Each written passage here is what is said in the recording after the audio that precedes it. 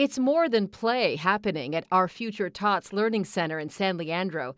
Children as young as 2 learn how to take turns, share, and contribute to a group activity.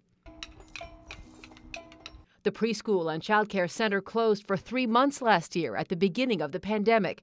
The children who came back were all smiles.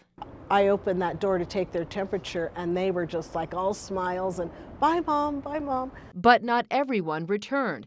The director is concerned for children who aren't getting time with their peers. Now she has some new students who've been at home for the past year and a half. Their experiences were so limited with the outside world that it was a bit frightening for them. The Education Trust West, a group that advocates for California students, surveyed parents and found earlier this year nearly 3/4 said they worry about their child's ability to socialize with other children. About the same number said they're worried their child's education and development will suffer. Torres warns of the unintended consequences of keeping children away from their peers. What's wrong with keeping a baby at home all the time?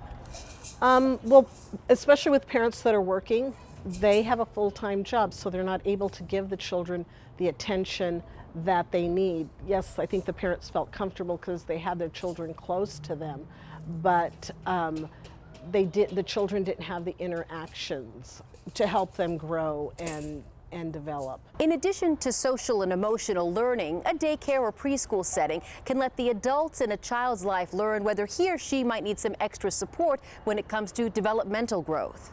We may detect some language delays, even not being able to see, needing glasses, hearing aid. Pediatricians are urging parents to find safe ways for their toddlers to be around other children. It allows a child to have more complex interaction and really develop their speech, and the simple fact that they get to socialize and understand how to use that speech. Dr. Neil Patel with Sutter Health in San Carlos says he often talks with parents who are worried that the pandemic is delaying their child's development.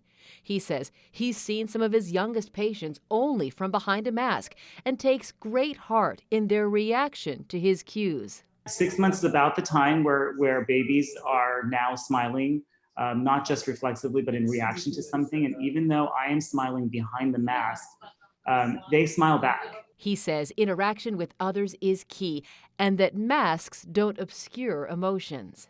For those of us that are parents, and even for those of us that are not, children have, one of the reasons why I'm a pediatrician, have this sense of innocence and an ability to sort of filter out all the garbage that we feel, and they're pure and innocent and definitely resilient. As a parent himself, Dr. Patel says he knows letting go is hard, especially in a pandemic. But he adds even 1 day a week in a daycare setting or weekly play dates at the park can help children bloom socially and emotionally a lot faster than most parents anticipate.